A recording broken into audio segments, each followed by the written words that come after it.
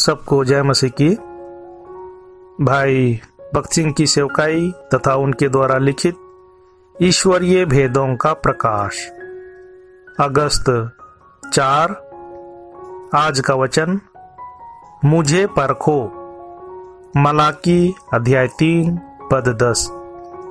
जब मैं अमेरिका में था तब एक प्रश्न मुझसे बार बार पूछा जाता था, भारत में आपके कार्य के लिए हम आपको क्या दें, आपकी क्या इच्छा है। मेरा उत्तर यह रहता था, कुछ भी नहीं। मेरी जरूरतों के लिए मैं परमेश्वर के पास ही जाऊंगा। अमेरिकनों, कनाडियनों या अंग्रेजों या भारतीय लोगों के पास भी नहीं। लोगों से ज्यादा परमेश्वर मेरी जरूरतों को अच्छी तरह से जानता है, तो किस लिए मुझे लोगों के पास जाना। कितने तो बहस करते थे कि भाई आखिर तो हम प्रभु का कार्य ही तो कर रहे हैं ना, इसलिए हम साथी विश्वासियों से कह सकते हैं। परंतु यह पवित्र शास्त्र की आत्मा के विरुद्ध है। इसमें विश्वास का अभाव दिखाई देता है। वह हमको मनुष्यों के समक्ष भिखारी बनाता है। सर्वप्रथम हम परमेश्वर को परख ना लें। यदि वह असफल हुआ तो मनुष्यों के पास से मदद मांगने में हम सही ठहरेंगे। कई वर्षों पूर्व मद्रास में सभाएं आयोजित करने के लिए हमको एक मकान किराए पर लेना था। उनका मासिक किराया 300 था। हमने हमारी जरूरतों को किसी से नहीं बताई, परंतु चुपचाप परमेश्वर से प्रार्थना की कि वह इतनी रकम भेज दे। थोड़े समय के बाद मलबार से एक पत्र आया।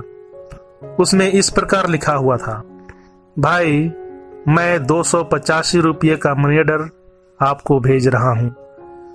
मेरी छोटी बेटी बीमार थी और 14 दिनों तक बेहोशी की अवस्था में थी। जब वह होश में आई तब उसके पहले शब्द थे, भगत सिंह भाई को थोड़े पैसे भेज दो। मैंने मेरी बेटी से कहा, बेटी हमारे पास पैसे नहीं है। तब उसने अपने गले से सोने के चैन निकालकर मुझे दी और कहा, इसे बेचकर उसे पैसे दे दो। इसलिए मैंने उस चैन को बेचा और उसके पैसे आपको भेज रहा हूं।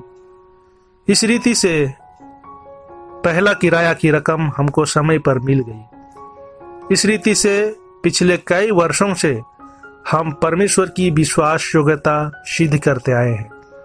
याद रखें, परमेश्वर देता है, वह बहुतायत से देता है। वह न कभी सोता है न कभी भूलता है। वह हमारी जरूरतों को जानता है और उचित समय पर वह हमारी जरूरतों को पूरा करता है। प्रभु आपके साथ रहे और आपको आशीष दे।